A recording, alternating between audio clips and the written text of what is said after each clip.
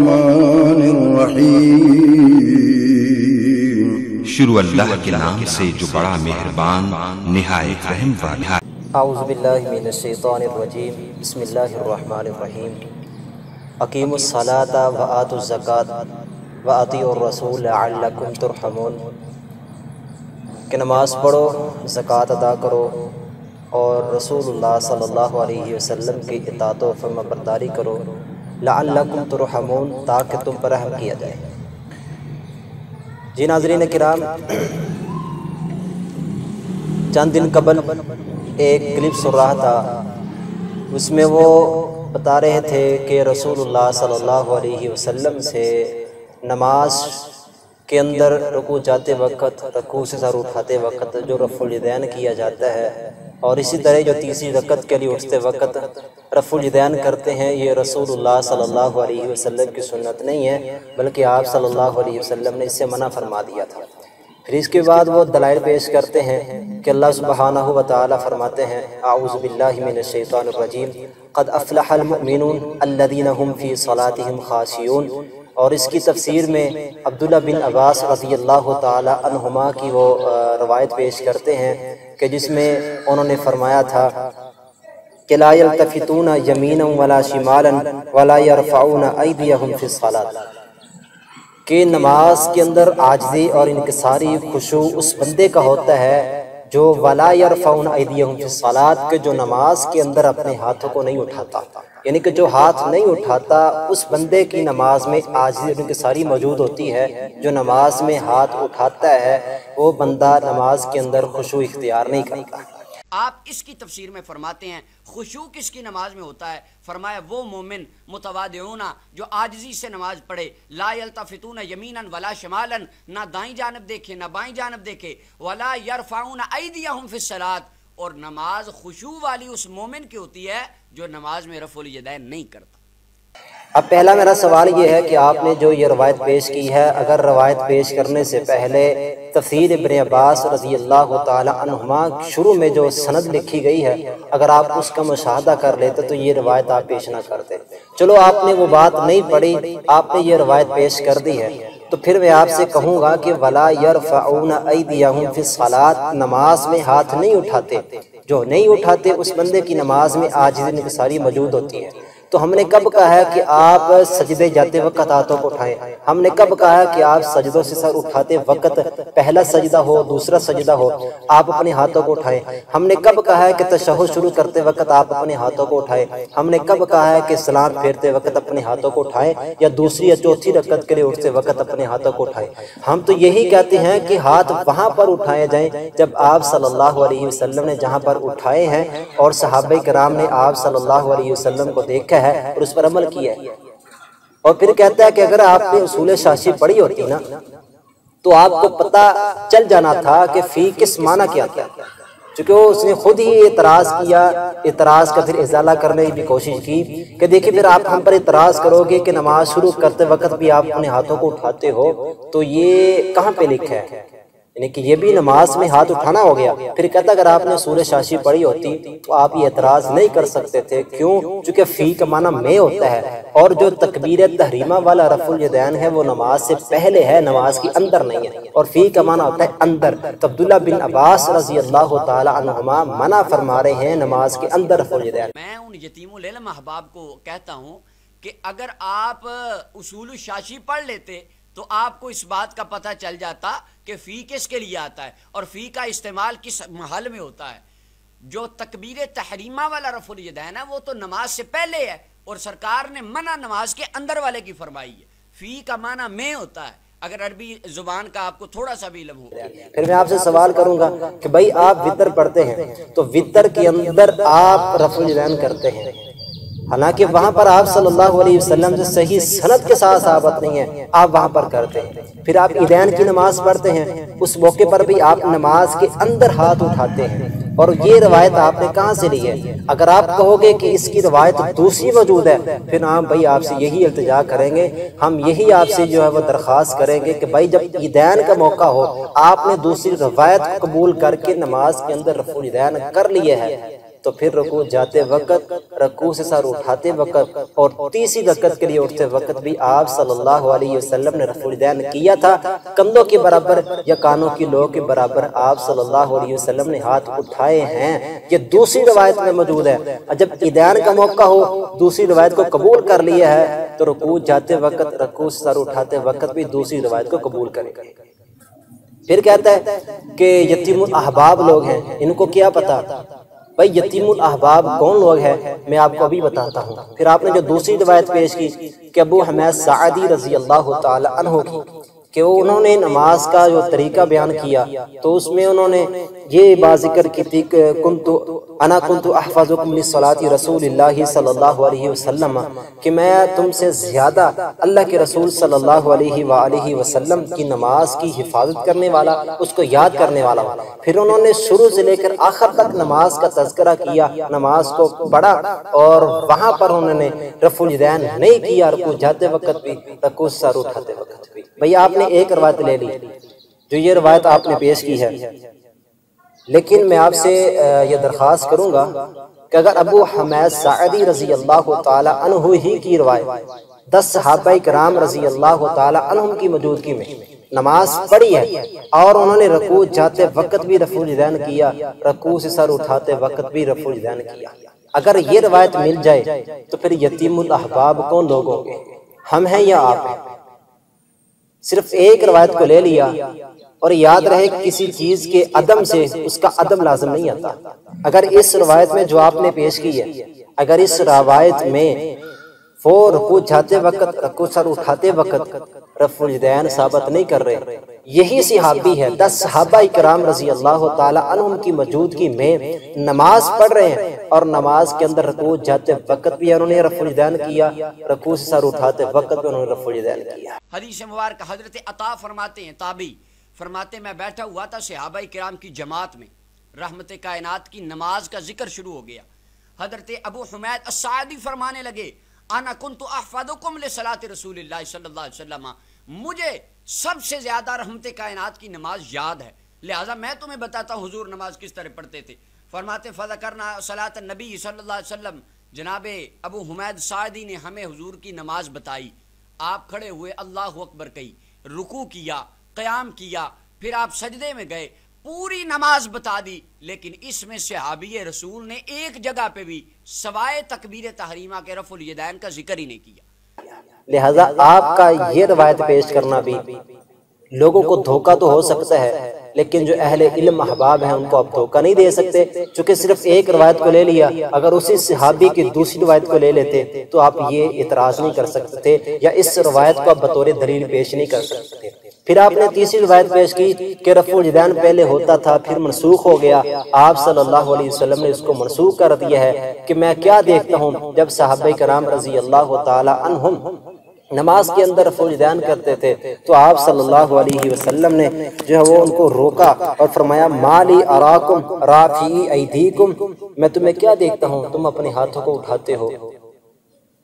تو آپ صلی اللہ علیہ وسلم نے فرمایا کأنها اذناب خیل شمس، کہ شریر گھوڑوں کی دھموں کی طرح اپنے ہاتھوں کو اٹھاتے ہو۔ اسکنوا فی الصلاۃ، نماز میں سکونت اختیار کرو، یعنی کہ یہاں پر بھی فی لفظ استعمال کیا ہے، اسکنوا فی الصلاۃ، نماز میں سکونت اختیار کرو۔ پھر کہتا ہے لو جی یہ روایت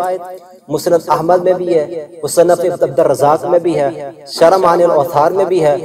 اور صحیح ابن حبان میں بھی ہے، سنن نسائی، سنن ابی داؤد، دیگر احادیث کتب میں موجود ہے۔ اور پھر کہتا ہے کہ لوگ مزے کی بات یہ ہے کہ اس روایت کو شیخ البانی رحمہ اللہ نے صحیح قرار دیا ہے۔ چلیے صحیح مسلم شریف، صحیح مسلم کی حدیث نمبر انٹرنیشنل نمبرنگ کے مطابق 430 ہے، جلد اول صفحہ نمبر 181 ہے، اور اس حدیث کو امام نسائی رحمۃ اللہ علیہ نے سنن النسائی میں نقل فرمایا، حدیث نمبر 1184 ہے۔ امام ابو داؤد نے سنن ابی داؤد میں حدیث نمبر 1002 ہے نقل فرمایا،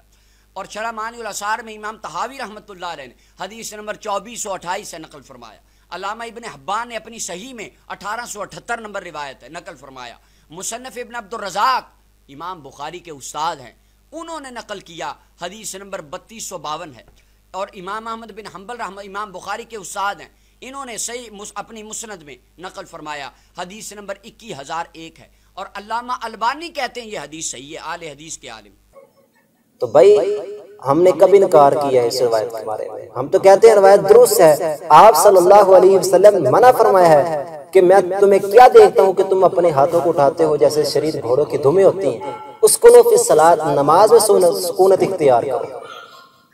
اب پھر پتا چلے گا کہ یتیم الاحباب کون لوگ ہیں، ہم ہیں یا آپ ہیں۔ اور کس لحاظ سے آپ نے صحیح مسلم کی یہ روایت پیش کی، جابر بن سمورہ رضی اللہ تعالی عنہ جو اس حدیث کے راوی ہیں وہ بیان کرتے ہیں، ہم آپ صلی اللہ علیہ وسلم کے ساتھ نماز پڑھ رہے تھے تو آپ نے فرمایا کہ مالی اراکم رافی ایدیکم، میں تمہیں کیا دیتا ہوں اپنے ہاتھوں کو اٹھاتے ہو جیسے شریر گھوڑوں کی دھمیں ہوتی ہیں، نماز میں سکونت اختیار کرو۔ آپ نے یہ روایت پیش کی، کاش کہ آپ اگلی روایت کا بھی مطالعہ کر لیتے تو آپ اس حدیث کو بھی بطور دلیل نہیں پیش کر سکتے تھے، چونکہ اس حدیث میں واضح الفاظ موجود ہیں، آپ صلی اللہ علیہ وسلم نے منع کیا کہاں پہ کیا ہے؟ ذرا اس روایت کو پڑھیں کہ آپ صلی اللہ علیہ وسلم کیا فرماتے ہیں۔ صحابی بیان کرتے کننا اذا صلینا مع رسول اللہ صلی اللہ علیہ وسلم قلنا السلام علیکم ورحمۃ اللہ، السلام علیکم ورحمۃ اللہ، واشار بیدہ الی جانبی، فقال رسول اللہ صلی اللہ علیہ وسلم الا ما تومئون بایدیکم کانھا اذناب خیل شمس، انما یکفی احدکم ان یضع یدہ علی فخذہ ثم یسلم علی اخیہ من علی یمینہ وشمالہ۔ ناظرین کرام، آپ نے اس روایت کو پڑھ لیا، رسول اللہ صلی اللہ علیہ وسلم نے کیا فرمایا؟ صحابی بیان کرتے ہیں ہم کرتے یہ تھے کہ جب سلام کی باری آتی، نماز کے اندر نماز کے اختتام پہ سلام پھیرنے کی باری آتی، ہم اپنے ہاتھوں کو اٹھاتے جانبین دونوں طرف، السلام علیکم ورحمۃ اللہ، پھر السلام علیکم ورحمۃ اللہ، اس طرح کر کے ہم سلام پھیرا کرتے تھے۔ تو آپ صلی اللہ علیہ وسلم نے یہاں پہ جو ہاتھ اٹھاتے ہیں نا، اس سے منع کیا ہے، اور آپ نے فرمایا تمہارے لیے یہی کافی ہے کہ تم اپنے ہاتھ اپنے ران پہ رکھو اور جو دائیں جانب اور بائیں جانب ہے اس کو السلام علیکم کو ورحمۃ اللہ کا۔ حضرات اگلی روایت کسی اور کتاب کا حوالہ بھی نہیں دیا، صحیح مسلم کی جہاں پر انہوں نے اس روایت کو پیش کیا نا،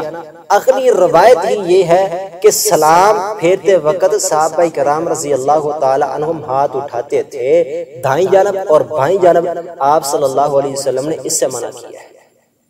اب آئیے اگلی روایت کا مشاہدہ کریں جو سنن ابی داود میں ہے، اس میں بھی یہی ہے، صحابی وہی ہے، جابر بن سمورہ رضی اللہ تعالیٰ عنہ بیان کرتے کننا اذا صلینا خلف رسول اللہ صلی اللہ علیہ وسلم فسلم احدنا اشار بیدہ من عین یمینہ ومن عین یسارہ فلما صلی قال ما بال احدکم بیدہ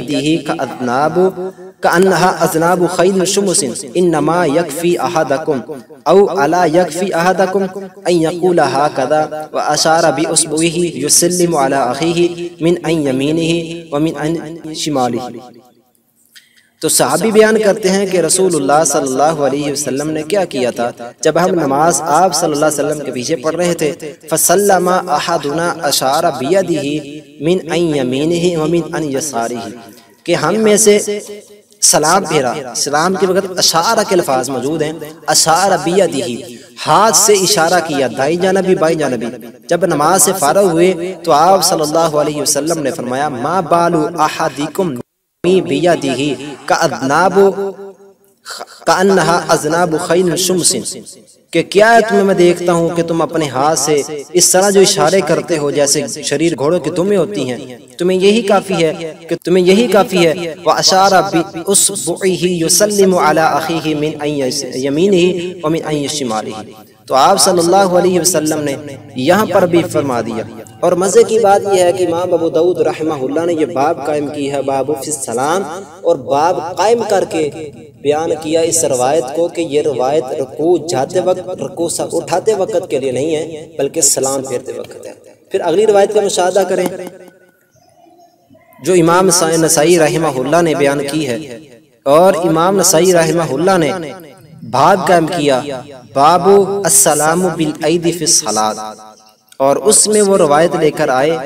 اور فرمایا کہ جب صحابی بیان کرتے ہیں، صحابی وہی ہے جابر بن سامورہ رضی اللہ تعالیٰ عنہ بیان کرتے ہیں، کننا نصلی خلف النبی صلی اللہ علیہ وسلم، جب ہم آپ صلی اللہ علیہ وسلم کے پیچھے نماز پڑھتے فنسلم بایدینا، اپنے ہاتھوں سے اشارہ کرتے، فنسلم بایدینا، اپنے ہاتھوں سے اشارہ کرتے، یعنی کہ دائیں جانب السلام علیکم ورحمۃ اللہ، بائیں جانب السلام علیکم ورحمۃ اللہ۔ پھر آگے بیان کرتے ہیں، فقال، آپ صلی اللہ علیہ وسلم نے فرمایا، ما بال هؤلاء يسلمون بأيديهم كأنها اذناب خيل شمس، کہ کیا ہو گیا لوگوں کو کہ جو اپنے ہاتھوں سے سلام کرتے ہیں جیسے شریر گھوڑوں کی دمیں ہوتی ہیں، تمہیں یہی کافی ہے ان یضع یدہ علی فخذہ، کہ تم اپنے ران پر ہاتھ رکھ لو پھر السلام علیکم پڑھو۔ ناظرین کرام، 3 روایتیں میں نے آپ کے سامنے پیش کی کہ جو نماز کے اندر آپ صلی اللہ علیہ وسلم نے ہاتھ اٹھانے سے منع کیا تھا، یہ کب تھا؟ سلام پھیرتے وقت صحابہ کرام رضی اللہ تعالی عنہم اپنے ہاتھوں کو اٹھاتے تھے، دائیں جانب سلام پھیرتے وقت اپنے ہاتھوں کو اٹھایا، بائیں جانب سلام پھیرتے وقت اپنے ہاتھ کو اٹھایا، تو آپ نے فرمایا کہ یہاں پر ہاتھ نہیں اٹھانے۔ اب آئیے، آپ صلی اللہ علیہ وسلم کا طرز عمل کیا تھا؟